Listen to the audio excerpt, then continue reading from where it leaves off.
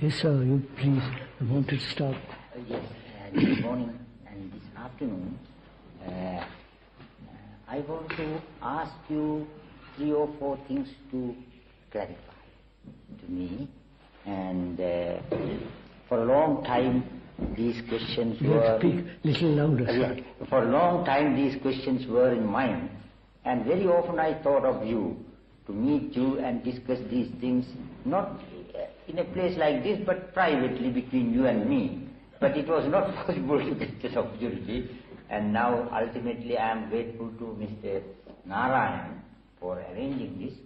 There is, I think we continued yesterday about something. I think you were telling at the last thing is, I think it's about greed. And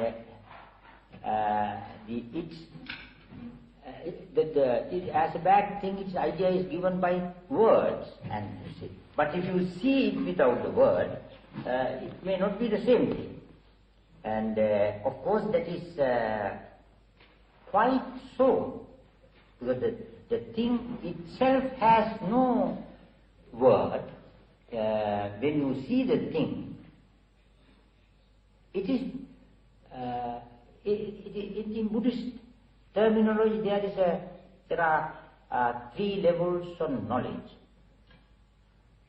One is called Srutavi Prajna. That is, that we get wisdom, certain knowledge through learning.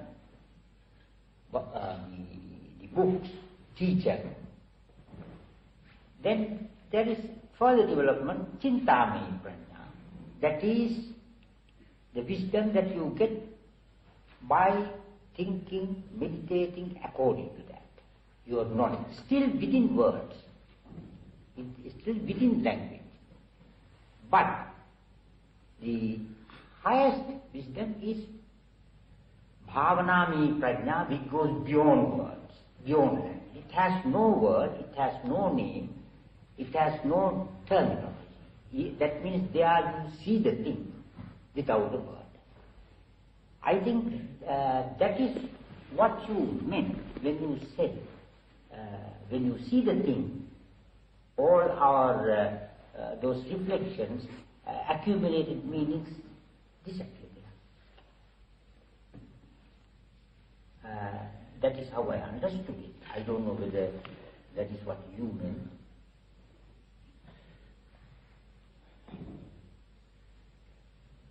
Perhaps we will go into it, sir. But you have also said you would like to ask some other questions. That's right. That is very interesting. Yes, if you permit me, that is very, I'm very grateful to you for that. Not at all, sir. This is a thing, these are things which were in my mind for a long time. So you know the words Arhant in Buddhist terminology. Arhant, yes. Arhant is the person who has realized the truth, who is liberated, who is free, and that's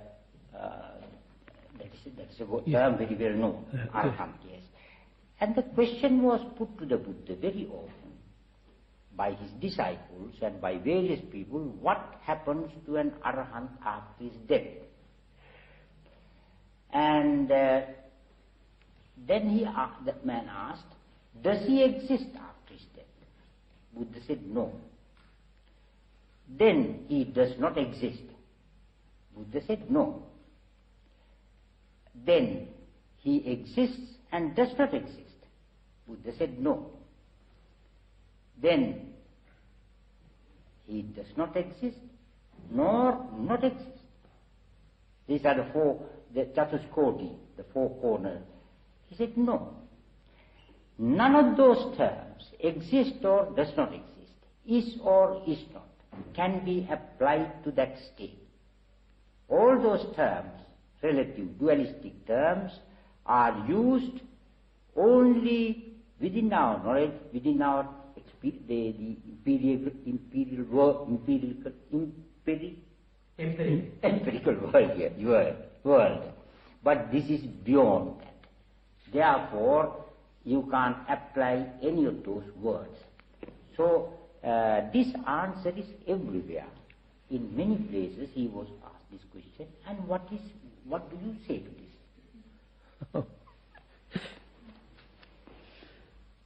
He said that you can't say exist or does not exist.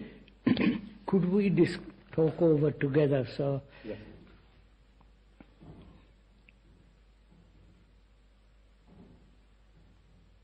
What is living and what is dying? And what is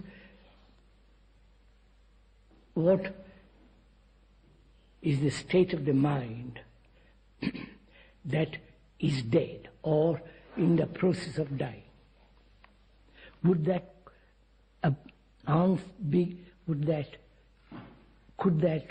my putting it that way, would it help to answer the question?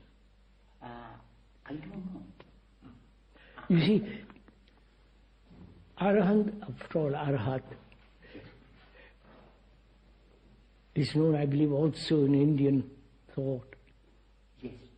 Yes. Hindu thought. Because not that I've read any books, but I've discussed. Yeah, of course, you are in the usage. Yes.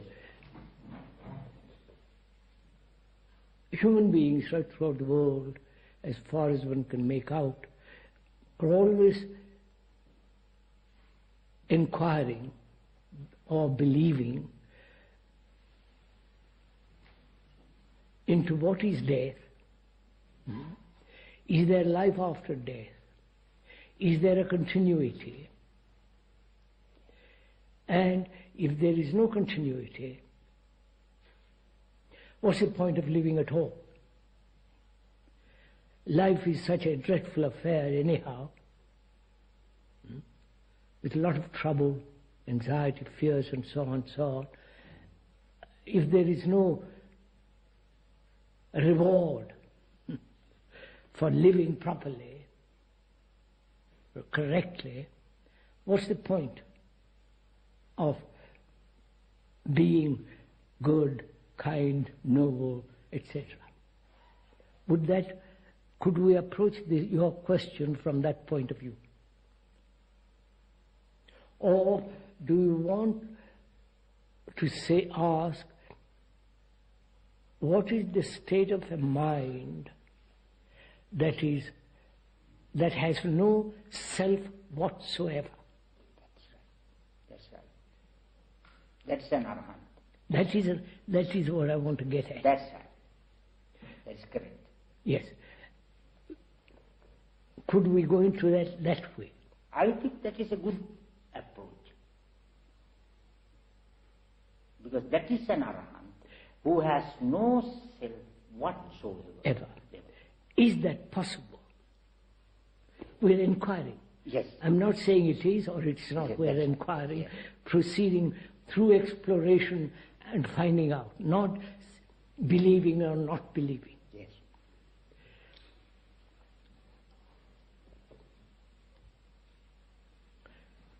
So what is the self?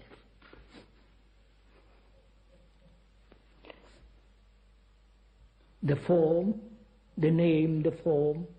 No. Just a minute. Let me inquire. We're inquiring. Yeah. The form, the body, the organism.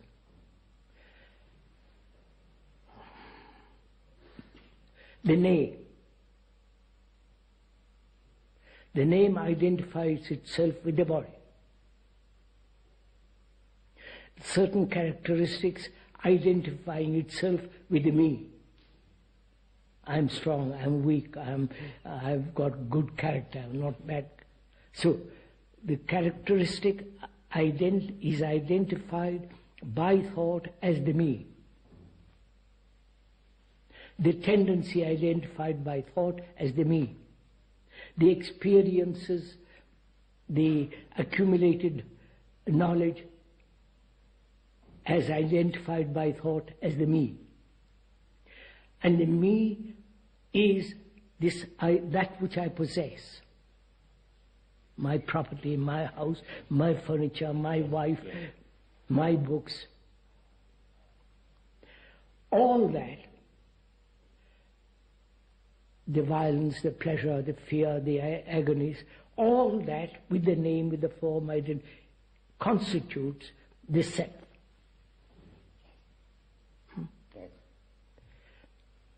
So, what is the root of the self?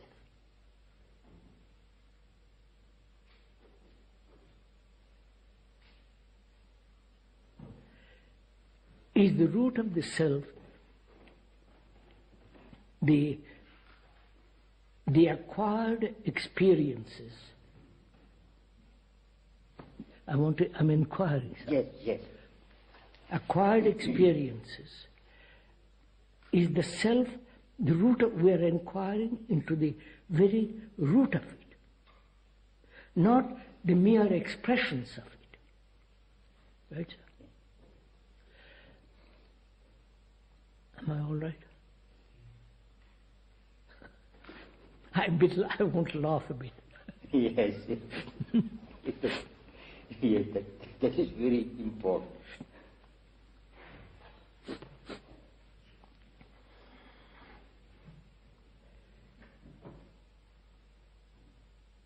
So, the whole process of identification,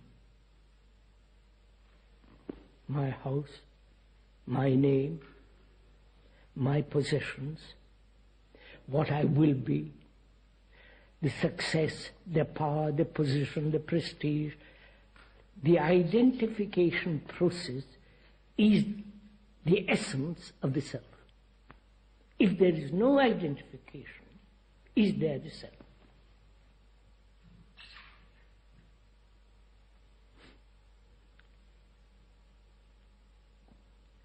You understand, sir? Yes, sir, I follow.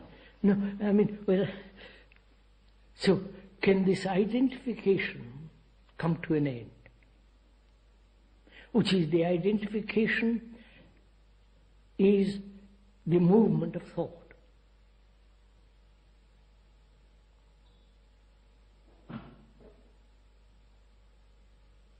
If thought didn't say, that's my furniture, identifying itself with that, because it gives it pleasure, position, security, all that. So, the essence, the root of the self is the movement of thought. Would you? Yes. Huh? Yes. So,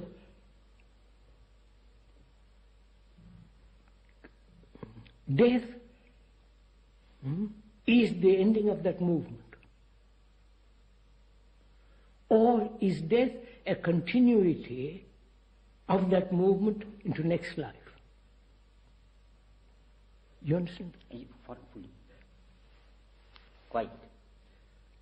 The Arahant or the Arahat or the liberated man, why should he wait till the end? Till he reaches that which is called death. So, when we realize thought, the very root of the self is the movement of thought in time, in distance, from here to there, and all the conflicts, miseries, confusions created by thought. Right, sir? Yes. Is the self. So when thought comes to an end, that is a form of death while living. Yes. Right? Yes. Now, can thought come to an end?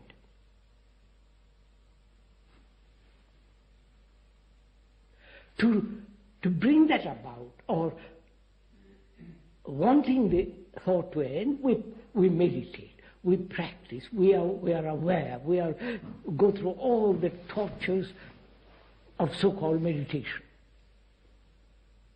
Right, sir? Would you agree there? Popularly. Popular religion. Huh? Popular. No, Yes. I won't, you see, Yes. I won't Please, sir, if I may point out, the ordinary man is not interested in all this. Right? He wants his beer, his whatever he wants. He's not interested in all this. Because perhaps wrong education, social conditions, economic position, environmental influences, and maybe the religions have helped to keep the man down there, popular. The elite or somewhere else. If the Pope, the cardinals, you follow? Yes. So I wouldn't, if I may point out, sir, I wouldn't say popular. It is the human tendency. That's all we are talking. Every human being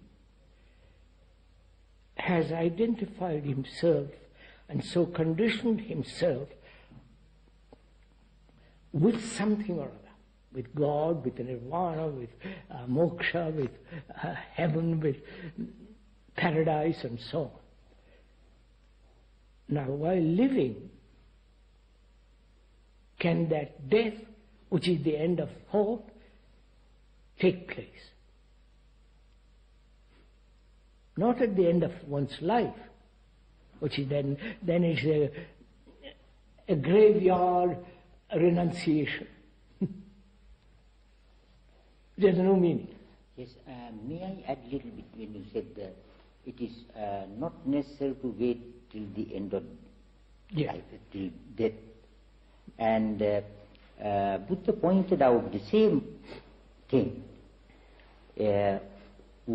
When this question was put to him, the question was asked also whether what will happen to the Buddha after his death. He asked the disciple, what is Buddha? Is it this body? Yes, like that. As you said, the form and name and all, yes, all this. Of course, exactly what you said, form and name in Buddhist terminology is called nama rupa. Nama rupa, that is Sanskrit too. Sanskrit for form, yes. And he said, the disciple said, no.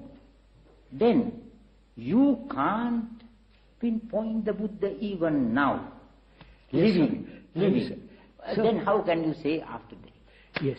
So, if I may ask, I hope you don't think me impudent, why do we bring in the Buddha? We are talking as human beings. Just because I raised the question from the Buddha's point of view. No, as a human being, I want to know whether what happens after death, or what is the significance of death, or can one live in daily life, not as a monk, as a saint, all that stuff, daily life without this self? Of course, my question was not that. The person who has realized the truth, who has become liberated, free, to him what happens? That is the question. I would never ask that question, because he might say this happens, or he might say that happens, or nothing happens. Then it becomes a theory to me, which is an idea.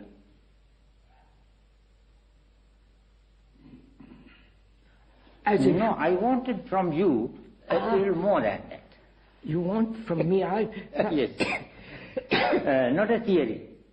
No, if you want it from this person who is talking, you have to inquire as he's inquiring. And therefore he asks, is it possible to live in daily life, not at the end of one's existence, a daily life without this identification process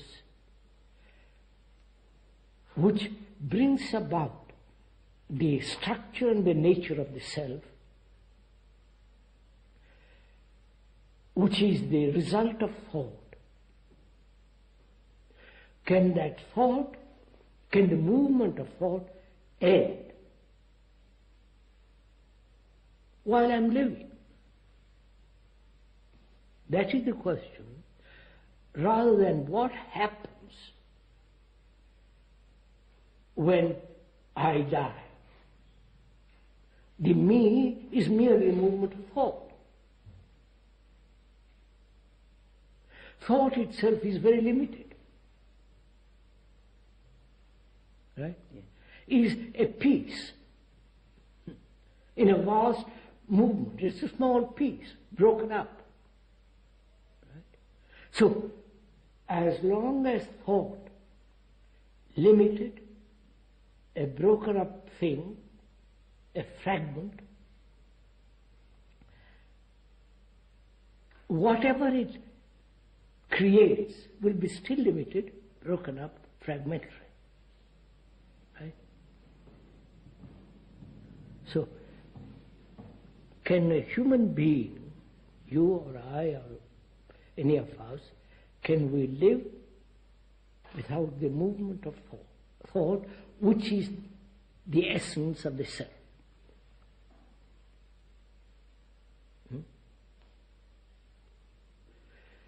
Suppose when I say yes, it can be done. What value has it to you?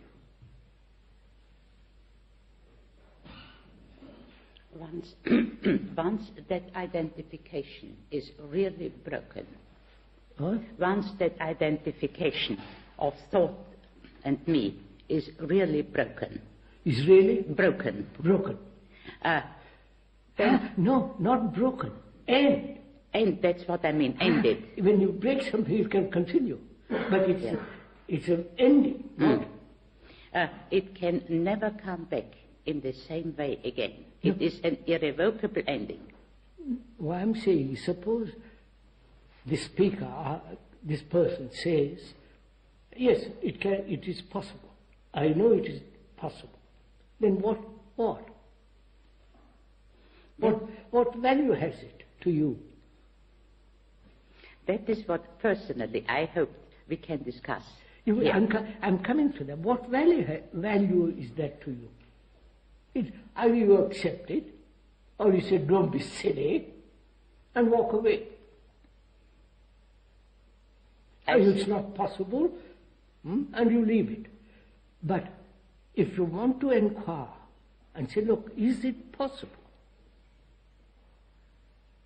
Let's find out. Let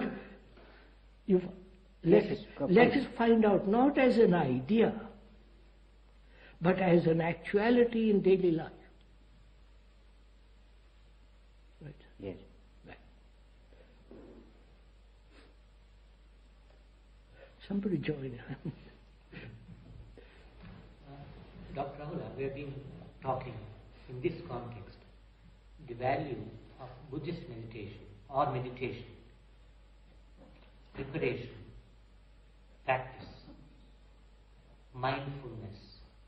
What is the value of all those things that is mentioned in the Buddhist literature, which is practiced or which is very important thing in relation to the ending of thought?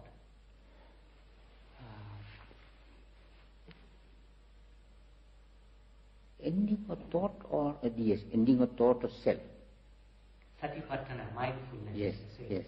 Satipatthana, mindfulness, or rather presence of awareness.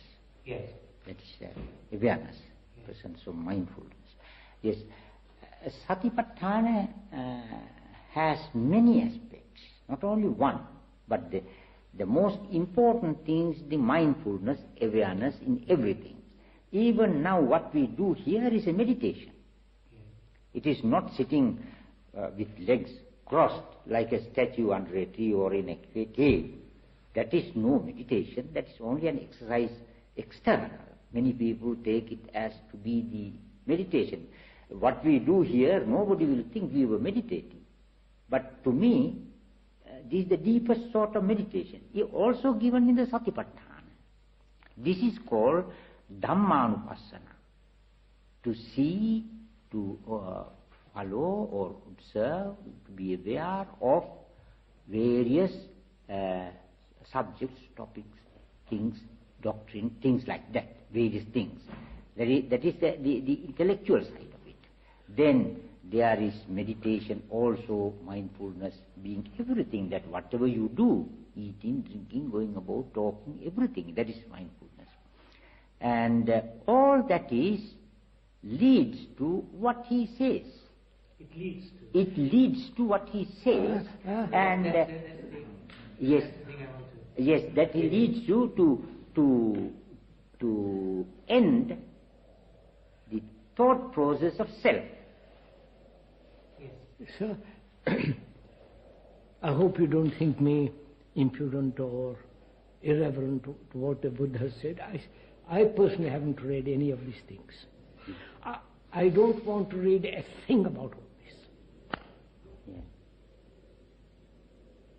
They may be correct or not correct.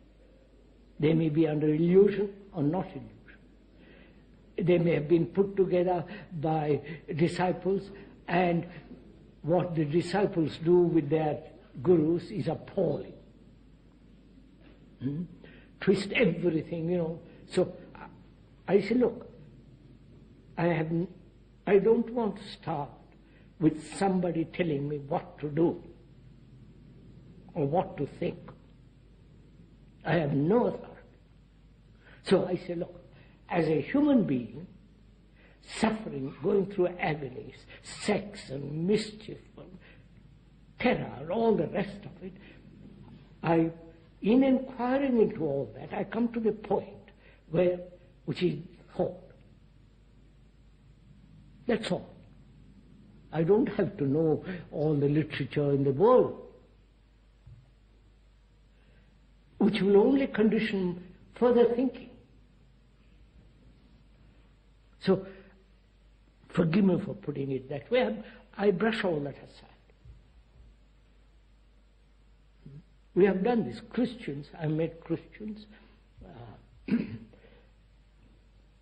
Benedictine monks, Jesuits, great scholars, always quoting, believing this is so, this is not so.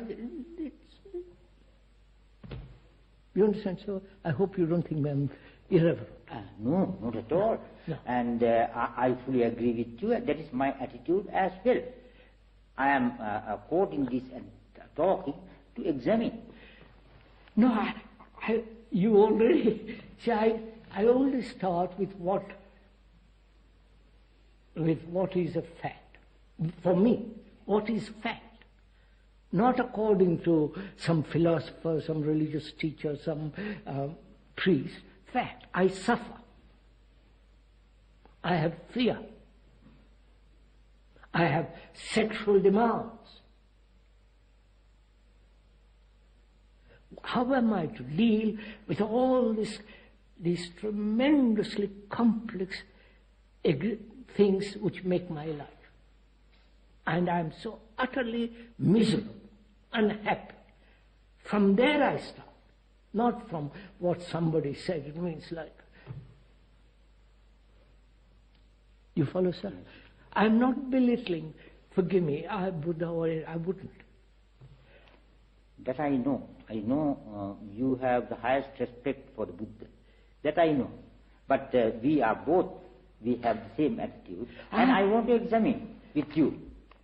That is why I put the question. And also not quite, sir. Forgive me for saying so, not quite. I start with something which is common to all of us. Right? Yes. Not according to the Buddha, not according to some Christian God or Hindu or some group. To me all that is totally irrelevant. They have no place. Because I suffer. I want to find out how to end it. Or must I carry on for the rest of my life? This agony, this brutality, this sexual perversions or sexual desires and all the rest of it. Right, sir? So, I say the root of all this, confusion, uncertainty, insecurity, travail, effort, the root of this is the self, the me. Right?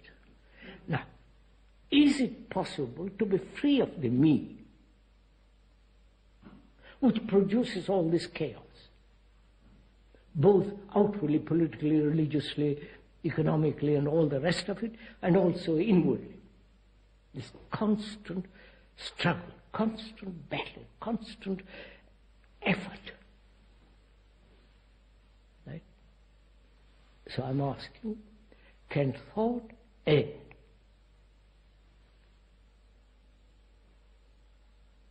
So thought has no future. That which ends then has a totally different beginning.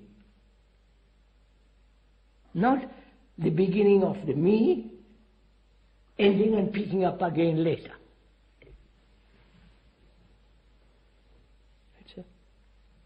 So, how is that thought? Not in what manner can that thought end? That's the problem. The Buddha must have talked about it. Right, sir? Yes. I don't think Christianity, as far as I know, has touched this point. They said, give yourself to God, Christ, and abandon yourself to Him. But the self goes on. They haven't gone into this at all. Only the Hindus and the Buddhists have done, and perhaps some.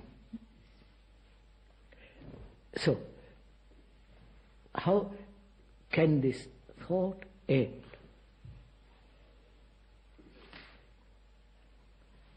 Then the priest comes along and says, yes, it can end. Only identify yourself with Christ, with the Buddha. You follow? Identify. Forget yourself.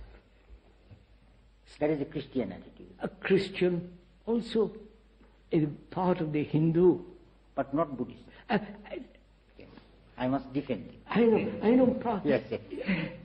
Yes, sir. I believe a great deal of Buddhist thought also has degenerated to this. Yes.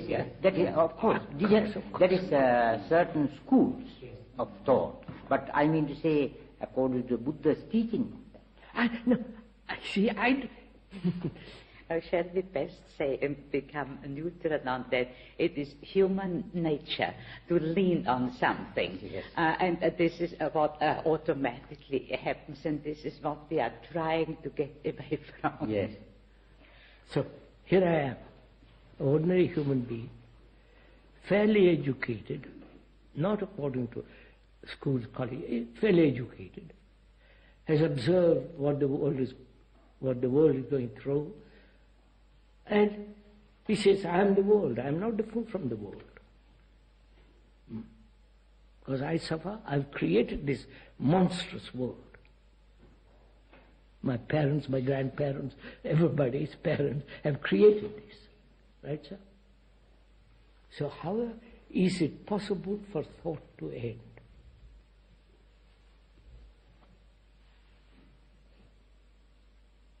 Some people say yes, which is to meditate, control, suppress. No. I said some people. I said, madam. Beg pardon. Some people have said, suppress it. Identify the self with the highest, which is still the movement of thought. Some people have said,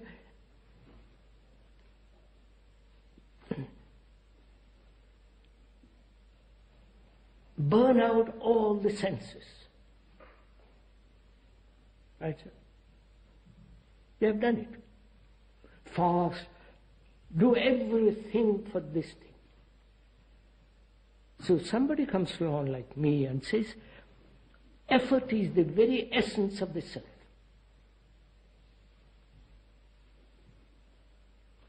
Right? Do we understand that? Or has it become an idea and we carry that idea out? You understand what I mean? I don't know if I'm making myself clear. That is, if you say effort is the very essence of self. What? Effort is the very essence of self.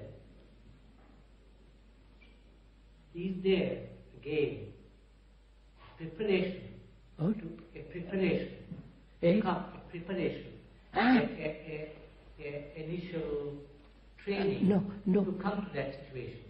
Or does one come to it effortlessly? If I have understood you, and please correct me if not, you mean that the very effort that I make to come to it, that in itself is already contributing to my delusion. To the maker of the effort. Yes. Who is going to who has already identified something greater and is making effort to reach it. It's still the movement of thought. And it's still a bargaining. If I do this or give this up, then I will get that. So, how do you, if I may ask, listen? How do you listen? Listen. He says, a person like me says, effort of any kind only strengthens the self. Now, how do you receive that statement? I'm entirely... No, not agreement or disagreement. How do you listen to it?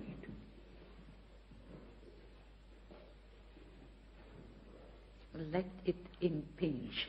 What? Let it impinge. No. Do we listen in the same way we have made identifications? That is, in general, we listen through the past, you see, through our previous ideas, through what we know.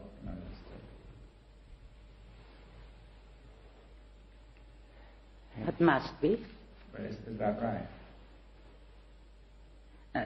If one can open up and just listen. No. Can't one? When you eat, you are eating because you are hungry. Mm-hmm. The stomach receives the food.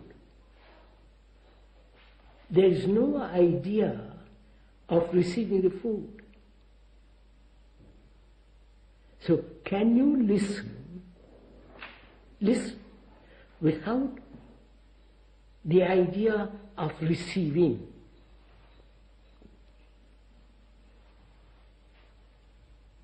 Or accepting, or denying, or arguing. Just listen to a statement. It may be false, it may be true, but just listen to it.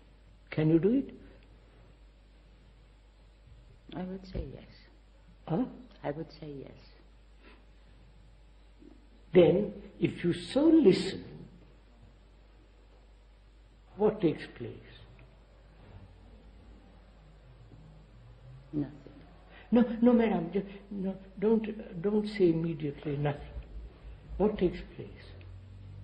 I listen to a statement that thought is the root of the self.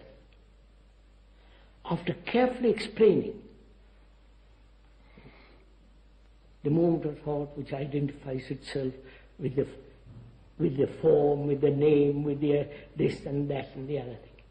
So after explaining very carefully, it is said that thought is the very root of the self. Now, how do you receive or listen to the truth of that fact that thought is the root of the self?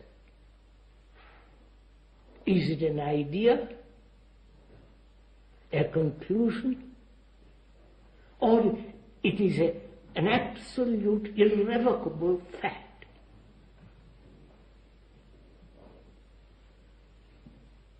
If you ask me, it is a fact. I listen to it, receive it. I see it. No, are you listening as a Buddhist? Forgive me for putting it. I don't know. No, I am not know. identifying anything at all. Huh? I am not listening to you as a Buddhist or a non-Buddhist. I am asking you, sir, are you listening as a Buddhist? Just a minute. Are you listening as a person who has read a great deal about the Buddha and what the Buddha has said, and so comparing, just a minute, and so you have gone away from listening, right? So are you listening to, I'm not being personal, so forgive me. Yes, certainly not. Are you listening? Oh, you can be quite free with me. I won't misunderstand you, and you won't misunderstand me. I have no fear about it. I don't mind your misunderstanding me at all. I can correct it. Yeah.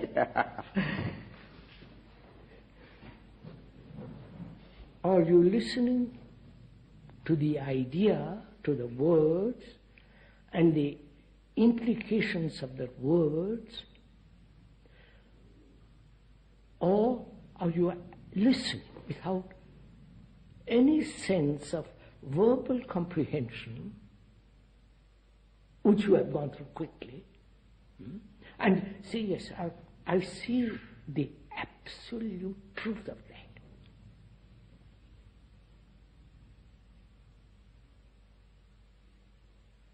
That is what I say. Do you? Yes. No, sir. Then it's finished.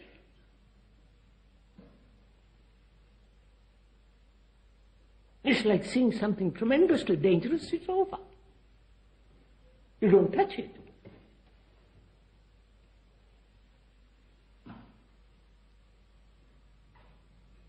I wonder. Why not? Huh? Why not touch it? It seems to me that there's a tendency to listen through the word, as you say, that there is, and that word identifies it, that identification still goes on while one thinks one is listening. Yeah. That this is the problem. It's very subtle. Yes. In other words, it is listening, you use the word in seeing. In that sense. No. Sir, I listen. When you say something to me, what the Buddha has said, I listen. I say you're just quoting from what the Buddha has said, but he's not saying something I want to know. He's telling me about the Buddha, but I want to know what you think, not what Buddha thought. Because then how we establish a relationship between you and me, and not between you, Buddha, and me. I wonder if you see.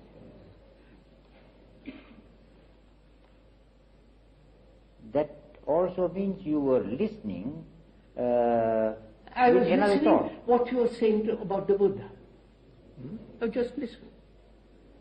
I don't know. You're quoting, and probably what you're quoting was perfectly. You're quoting probably correctly, and so on. But you're not revealing yourself to me, and I'm revealing myself to you. Therefore, we have a relationship through the Buddha, not direct relationship. I wonder if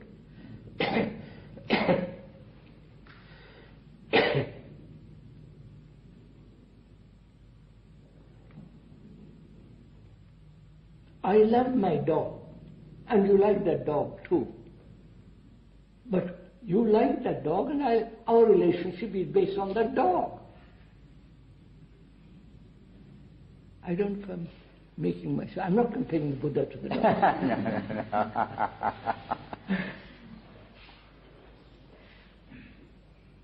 May I try to say what you are what you are looking for is to our personal experiential response to your statement when we your have listened? personal experience is also the experience of everybody else. Naturally. It's not personal. So it is individually rendered because... and it is not even... If you and I suffer, it is suffering. Not my suffering and your suffering. But when I identify myself when there is identification with suffering, then it's my suffering. And then I would say, but I must be free of it. But as human beings in the world, we suffer. We are going off somewhere else. It seems to me this question of identification is the main one that is very subtle, and in spite of all that you have said, identification still goes on. Of course. It seems to be built into us. Well, this was really the question, whether that identification can be ended, if I understood rightly. But see, identification prevented listening freely, right, openly, because one listens through the identification. What does identification mean? Why do human beings identify themselves with something? My car, my house, my wife, my children, my country, my God, you follow? Why? To be something, perhaps? Let's inquire why. Not only identify with outward things, but also inwardly identify with my experience. Identify with experience, and this is my experience. Why do the human beings go through this all the time?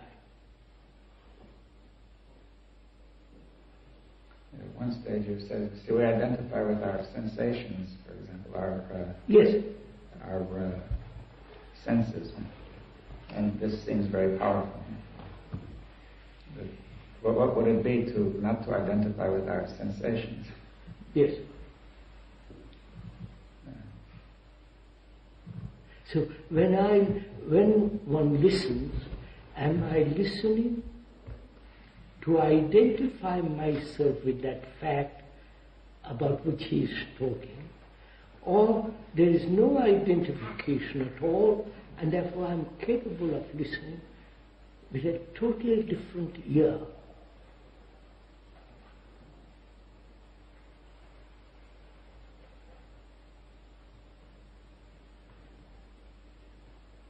Am I hearing with the ears of my hearing, or am I hearing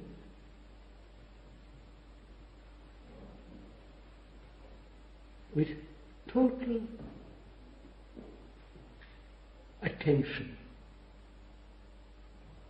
You understand? Am I listening with total attention? Or my mind is wandering off and I say, this is rather boring, and what is she talking about, or he? And so on. But can I attend so completely that there is only the act of listening and nothing else? No identification, no say, yes, that's a good idea, bad idea, that's true, that's false, which are all process of identification. But without any of that, any of those movements, can I listen?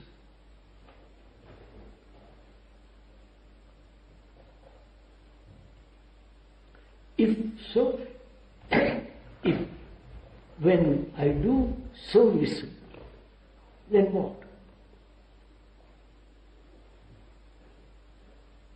The truth that thought is the essence of the self, and the self creates all this misery, is finished. I don't have to meditate, I don't have to sit, go practice, all that. It's over. Because I see the danger of this thing.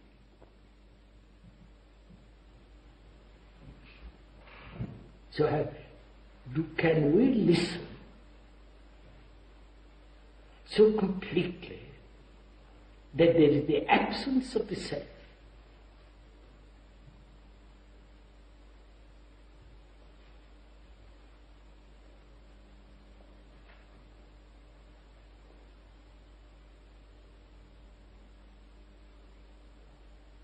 And he said, can I see, observe something without the self? Which is my chimney, I love the skies, beautiful skies, all the rest of that. So please, so the ending of thought, which is the ending or cutting at the very, very root of the self. Bad simile, but take that. If I live, when there is such active, attentive, non-identifying attention, then does the self exist?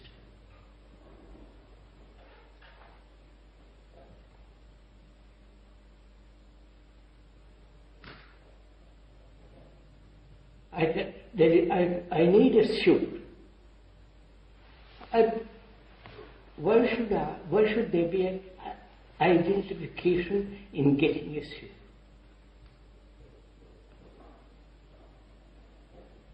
I get it. There is getting it. So, the active listening implies listening to the senses. Right? To my taste, if the whole sensory movement. I mean, you can't stop the senses. I mean, you might then be paralyzed. But the moment I say that's a marvelous taste, I must have more of that, begins the whole identification. It seems to me that is the general condition of mankind, to be identifying with the senses. Of course. Now, how are we going to change that? That is the whole problem, sir. Mankind has been educated, conditioned for millennia to identify it with everything. My guru, my house, my God, my country, my king, my queen, all that horrible business that goes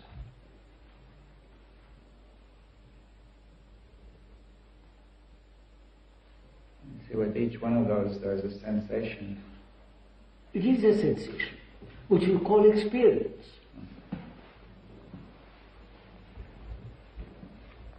So we have sorry,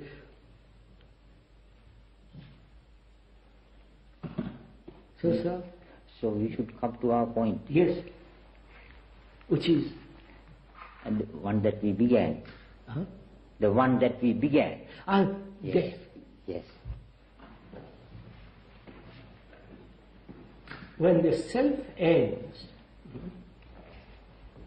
it cannot. There's certain, obviously, it's only the most ignorant and most highly burdened people with knowledge and identifying themselves with knowledge and say, well, I'll be, all that.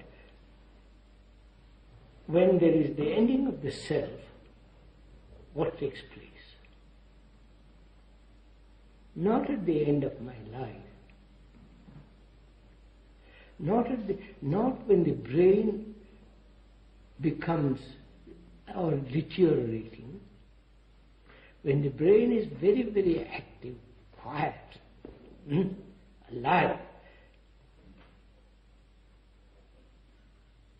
What then takes place when the self is not? Now,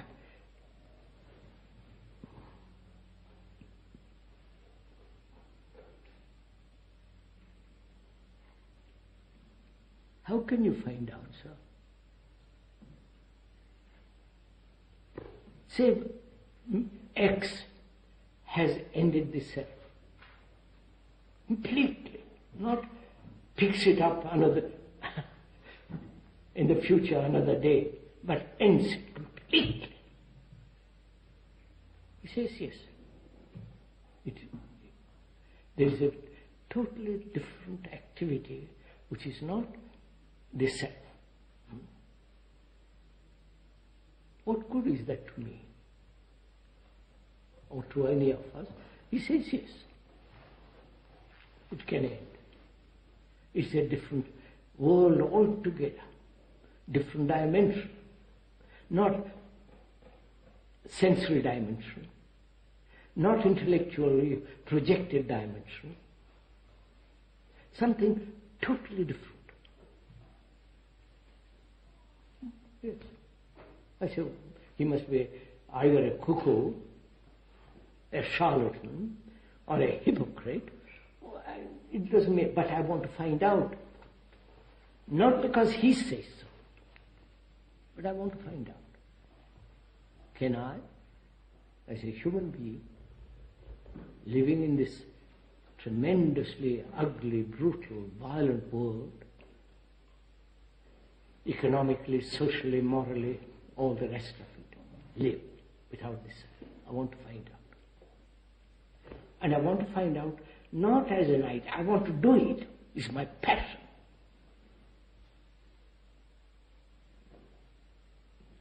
Then I begin to inquire. Why is there identification with the form, with the name? Why should what? It's not very important whether you're K or W or Y. So you examine this very, very, very carefully, not to identify with yourself with identify with sensation, with ideas, with country, with experience. You understand, sir?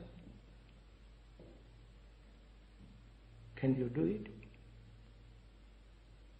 Not vaguely and occasionally, but something that you've got to do with passion, with intensity to find out.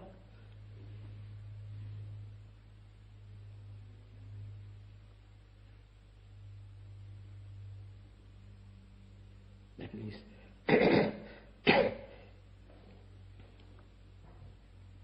I must put everything in its right place. Right? Because I live, I have to have food. I don't have to identify myself with this or that food. I eat the correct food and it's finished. Therefore it is right place. So, but there is all the bodily demands. Sex. Put it in its right place. Who will tell me to put it in the right place? You understand? My Guru, the Pope, any scripture? If they do, I identify myself with them because they are giving me help to put things in the right place, which is sheer nonsense. I don't know.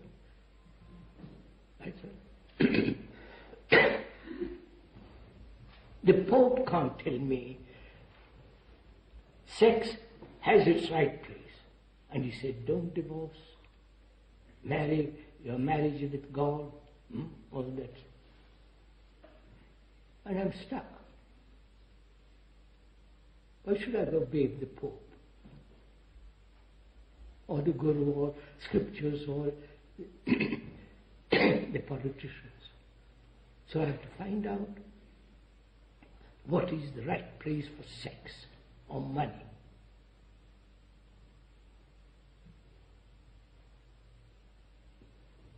Right, sir? What's the right place?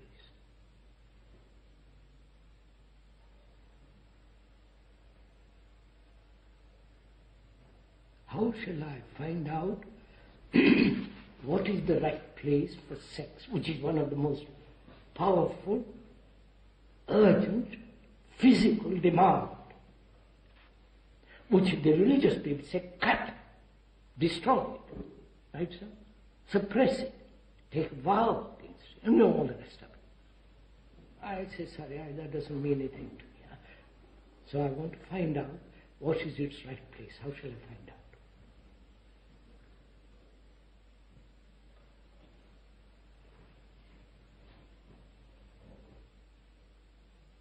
I've got the key to it, right?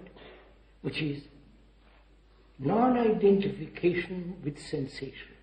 That's the key of it.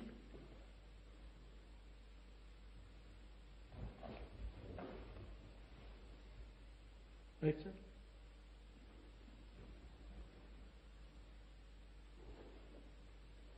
So non-identification with sensation, which is translated in modern word, experience. I must experience sex. Right? So that is identifying with oneself, identification with sensation makes the self. So is it possible not to identify with sensations? Yes, sensations. I'm hungry. Right? But sex is a little more powerful. So I've got the key to it. You understand? The truth of it. Right, sir? So, yes, I feel sexual. All right. Non-identification. That is the truth of it. If I really see the truth of it, then sex, money, everything has its right place.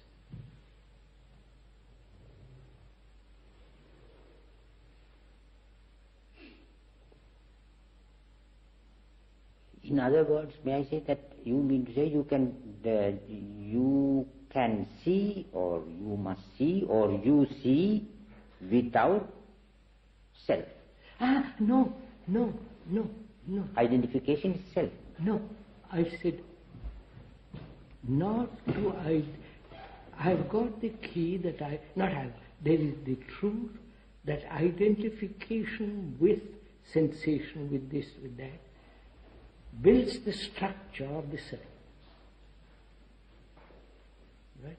Okay. Is that an absolute, irrevocable, passionate, lasting truth? Or is it just an idea which I've accepted? Yes, that's true. And I can change that idea tomorrow. But this thing is irrevocable.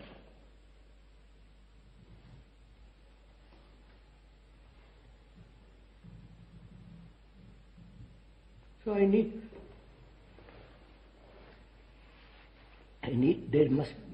one must have money. Money gives me, there's freedom. Money gives you what to do, whatever you like. Freedom. Sex, if you want it. Money gives you sense of traveling, power, position, all the rest of it. So, non-identification with money.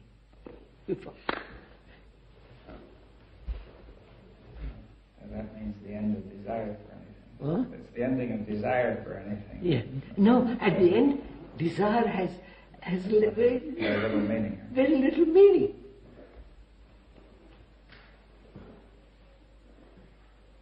But it doesn't mean I am a dead vegetable. You're saying identification gives desire excessive meaning. Right? Of course. So, having put everything in its right place, I don't put it It happens because I have seen the truth of this thing. So everything falls in its right place. But no, I can't tell you. I can't say yes, right or wrong. No, I see what you say. Then, what place has thought?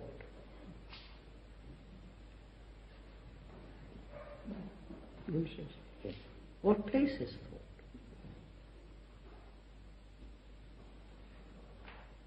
Has it any place at all?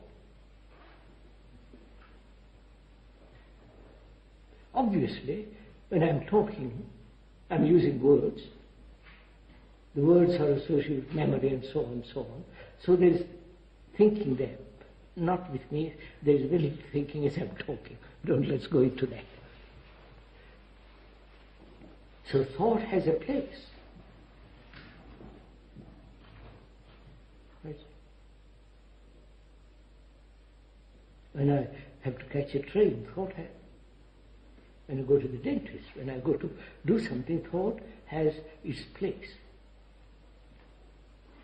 And it has no place psychologically when there is identifying process taking place. Right? I wonder. Are you implying that because there is no thought, the identification or the identifying process has lost its strength? No, not lost its strength. Or it doesn't have to thought? No. We said just now that thought has put this, that having the key or perceiving, living with the fact, living with the truth, that identification brings about the structure and the nature of the self, which creates all the innumerable problems. Seeing the truth, living that truth, living, it's in my breath, it's in my throat, in my gullet, it's in part of my blood. Seeing the truth of that truth is there. And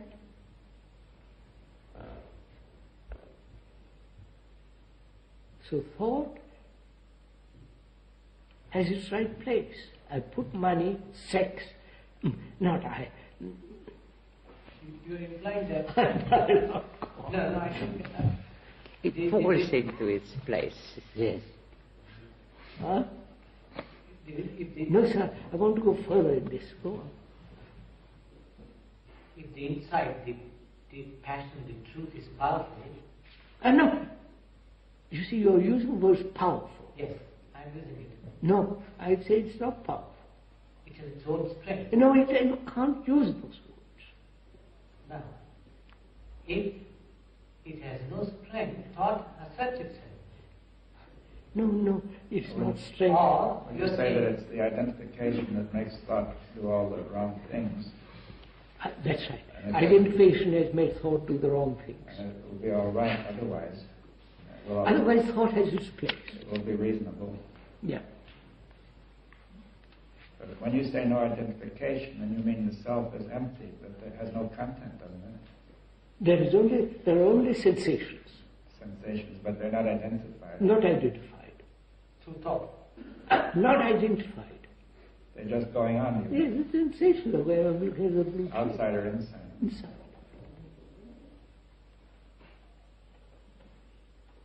And you're also implying there is no slipping back. Huh? You're also implying there is no slipping back. Oh, of course not. When you see something most dangerous, you don't go slip back or go forward. It's dangerous.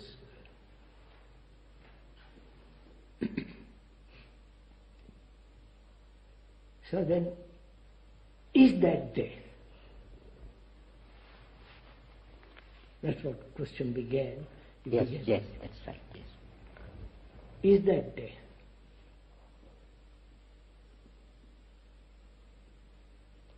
Death, as we know it, that is the brain cells, etc., etc., Yes.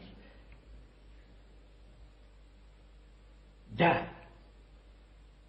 Right? The body deteriorates. There is no oxygen and all the rest of it. I'm not here. So it dies. Sensations die with it. Right?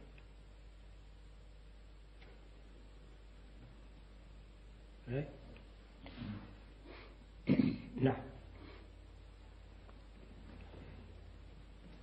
where am I? I don't know. Sensations, you say, die with the body. With the body, yes. So there's no sensation. No sensation. Because, right? Yes. Now, is there a living with the sensation fully awakened? They're awakened. They're alive. But the non-identifying with sensation deprives,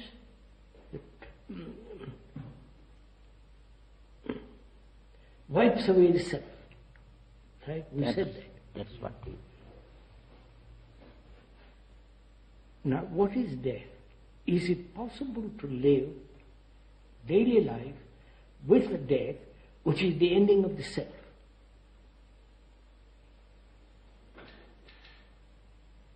Isn't it? Yes. I don't know. Huh? Yes, I'm not going to. Go on, somebody talk for a little while. Let me get. I'm too.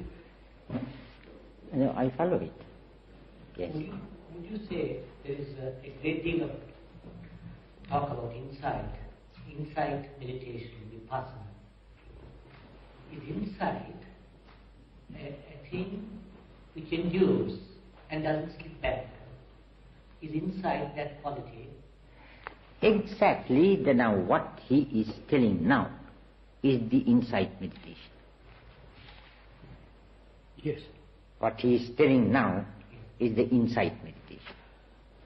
No, I'm asking, does insight endure without reference to time? Don't use the word endure, last. Or insight is a momentary Yes, process. the moment you have an insight, it's finished. Finished. Once you see it, see, finished. I have an insight into the whole nature of the self. It's an insight. Exactly that is what he says. It's complete. It is complete. in itself. It is complete, and there is no coming back. No coming back. No coming back. Otherwise it's not inside. Of No, course, of course. it is, you have seen it, and you know it, and there is no slipping back, no coming back. Who has seen it? That is There's very only difficult. Words become always into trouble. No, this is only the language. There is no seer apart from seeing. There's no seer apart No, from no, seer. no. Would you say that the insight transforms the person? That's what we were discussing the other day. The insight transforms not only the state of the mind, but the brain cells itself undergo a change. Absolutely. Therefore, the brain cells being in a different state behave differently. Differently, It's that's not right. necessary to That's see right. the The insight. whole system changes with that. Be careful, sir. Don't. Either it is so or it is not so. So I'm left with this now. I'm left with the question of what is death. Is the ending of the self death? Death in the ordinary, accepted sense of the word.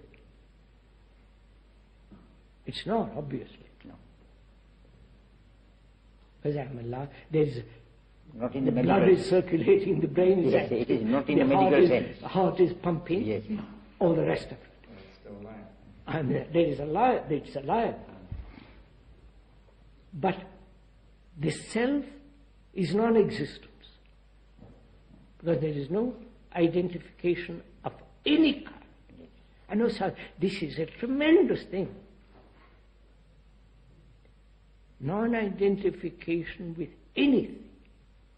With experience, with belief, with country, with ideas, ideals, wife, husband, love.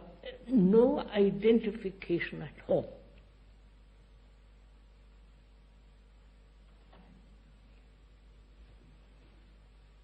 Is that death?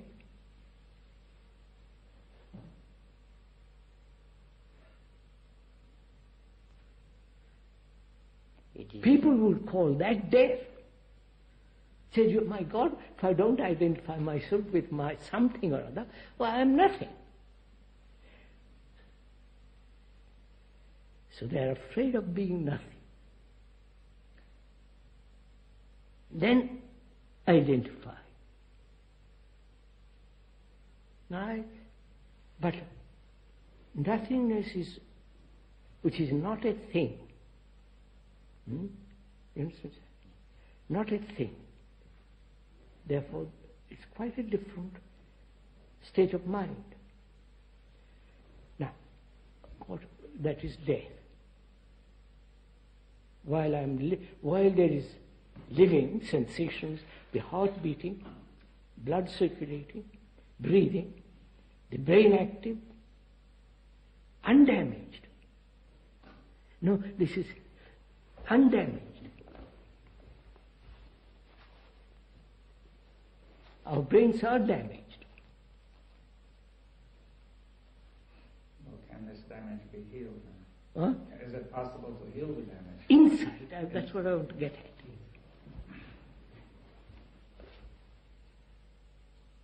Our brains are damaged.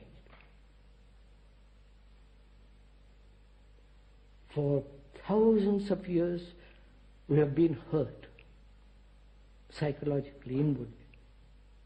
And that hurt is part of our brain cells, remembered hurts. The propaganda for 2,000 years that I'm a Christian, that I believe in Jesus Christ, which is a hurt.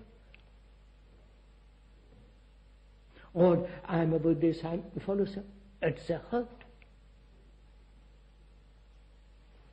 So our brains are damaged.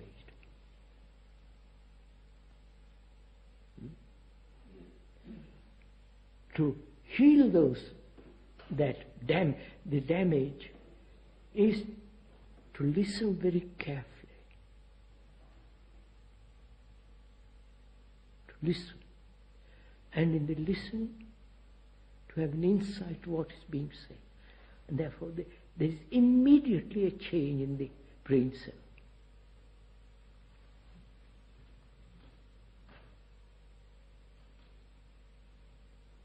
Therefore there is no identification, complete and total. And then, is that love? You see, I have questioned this, sir. Does there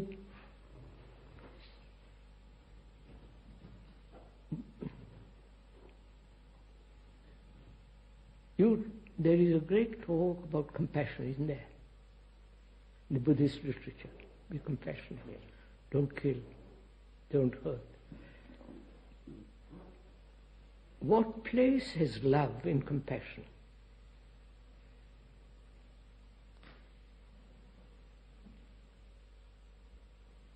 To love a man or a woman or a dog or a piece of stone, stray cat, to love something,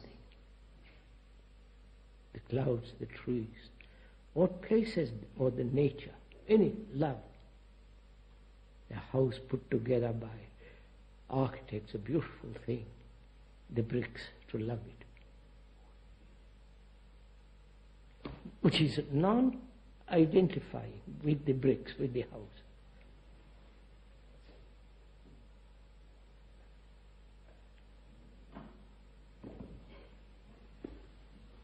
The dying while living is that love, in which there is no attachment. That is so. That is so. So then what place has love? Loving a woman, a man. It's not identifying. Please, identifying with the sensations of sex with a woman or with a man. and yet to love that person.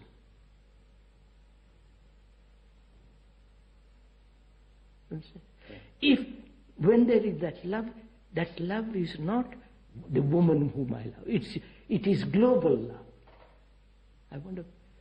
Fully. Don't agree, sir. Don't No, agree. not agree. I see it. So, Very well. what place has that quality with compassion? Or is compassion the same as love? No.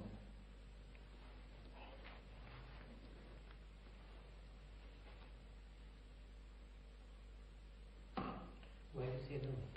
Compassion is only for the suffering. Huh? Only for the suffering. Suffering.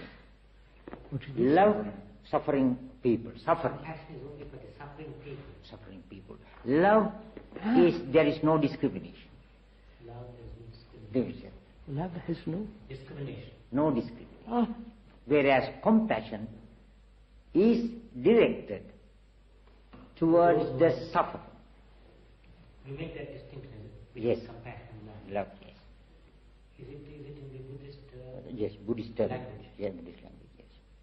If you There's use, compassion. that is the Maitri and Karuna.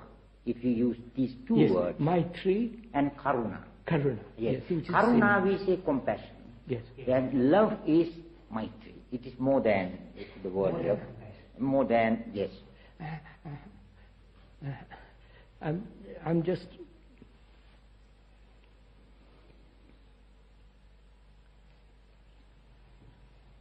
Sir, do I live? Do you? Not you, sir. I'm not a person.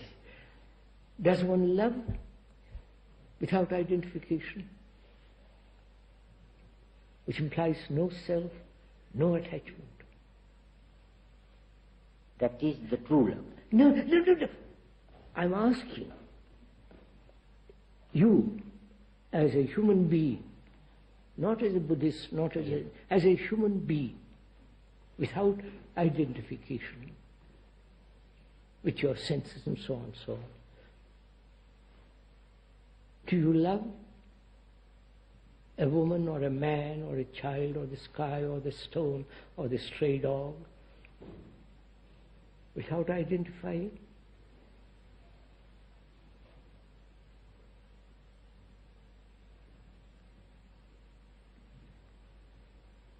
They all suffer. The woman suffers, the man suffers.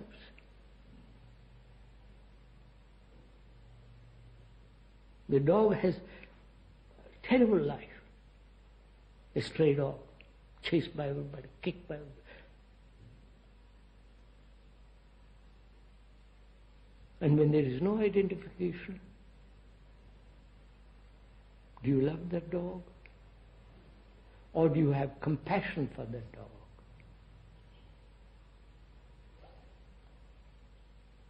Is compassion an idea?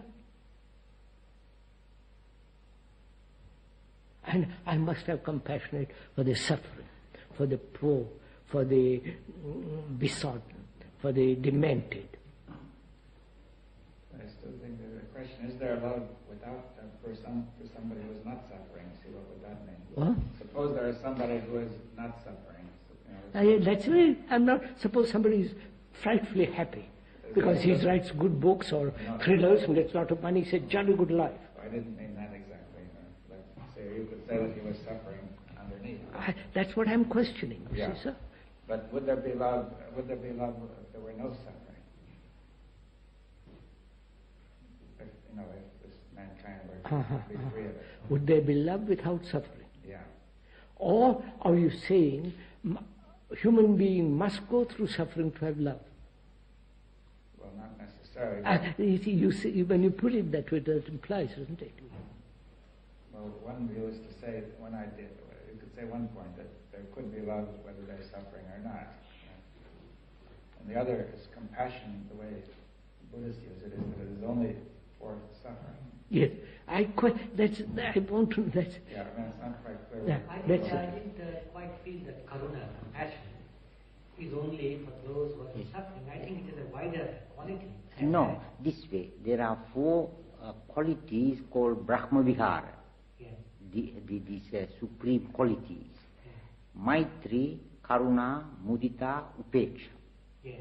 Maitri embraces both suffering and not suffering, as you said. Karuna embraces only the suffering.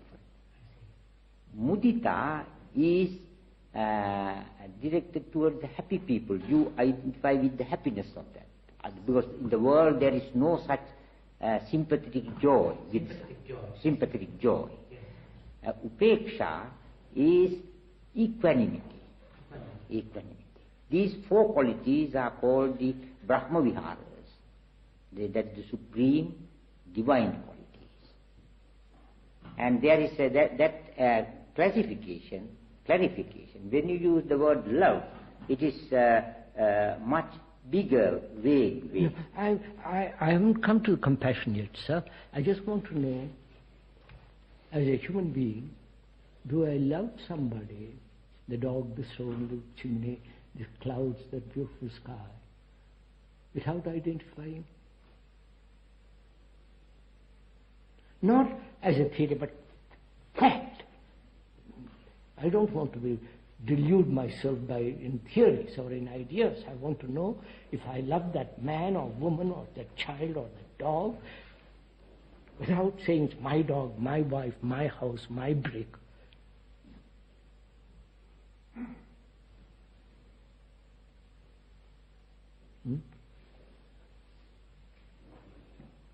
Actually, not abstraction, yes. If the identification with I is gone, as long as I feel I feel self, I cannot do it. No, madam, I said the truth is the identification breeds the self, which causes all the trouble, misery. And if that is... That, I said that. I was absolute, irrevocable reality. It's in my blood. I can't get rid of my blood. It's there. Then I cannot help but loving. No. Oh. You're all too quick. You beg pardon. Not, I cannot help loving. Do you? If you see it. Huh? If you see the truth. No. Do you see the truth? The truth of that identification is the root of the self, with thought and all the rest of it. That's an absolute fact, like a cobra, like a dangerous animal, like a precipice, like taking deadly poison. So, there's no identification, absolutely, when you see the danger. Then, what is my relationship to the world, to nature, to my woman, man, child?